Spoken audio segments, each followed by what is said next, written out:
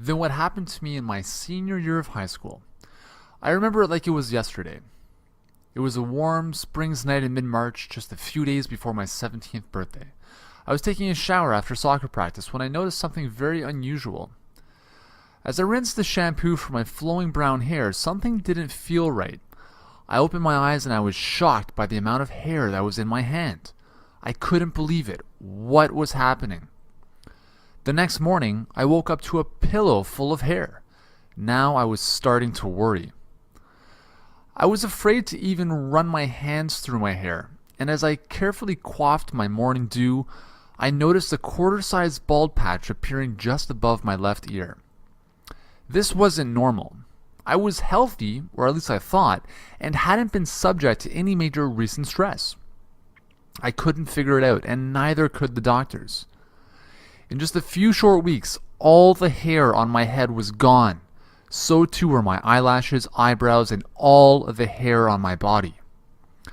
After finally seeing my immunologist, I was diagnosed with an autoimmune disorder called alopecia, in which the immune system attacks the hair follicles. Thankfully, it wasn't my muscles or nervous system that was being attacked. And at the time, I had no idea why my immune system went haywire and attacked me.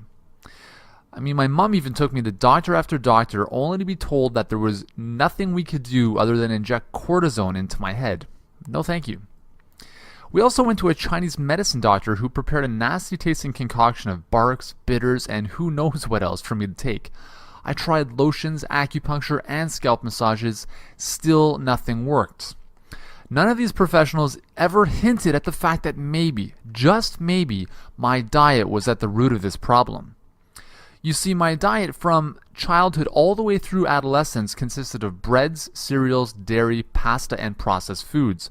I think the only vegetable I ate was iceberg lettuce, which formed the base of some of the salads my mom used to make. But no one, not even me, ever clued into the fact that these very foods may have been the original cause of my condition. But what happened next was probably even worse.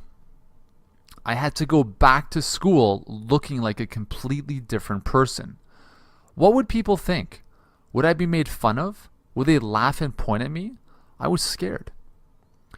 Walking through the halls of my high school, I could not ignore the way people looked at me. It was as if I had some kind of disease or something. I felt like an outcast, and I became more self-conscious and even paranoid that people were constantly talking about me behind my back. I lost my confidence, and I didn't feel like the same full-of-life person anymore. I was a shadow of my true self.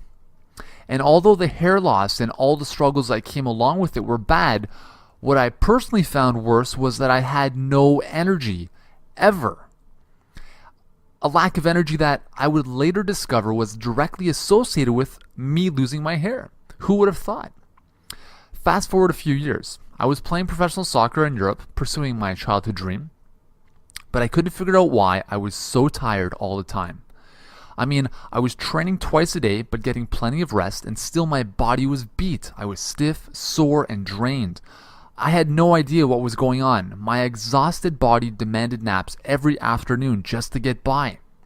My performances started to suffer and my body was breaking down. I had no idea that perhaps my diet was the reason that I not only had zero energy, but also the reason my immune system attacked itself, leading to my hair loss. And the worst part was that I had studied physical education and health at one of the top 20 universities in the world and had taken many nutrition courses. I was eating according to how my sports nutrition textbooks and professors who were dietitians were telling me to eat. Lots of carbs, lots of pasta, blah blah blah. Then I recalled that this wasn't a sudden problem. I had been exhausted ever since I could remember. Even in university, I would run home from class just to tuck myself back into bed for a 2-hour nap. Talk about a waste of time. But all of this changed for me in a big way when I was introduced to the overwhelming power of raw foods. And especially when compared to the processed garbage I had eaten for the first 24 years of my life. But if you're like me, you probably also know or have heard that eating more raw foods is the surefire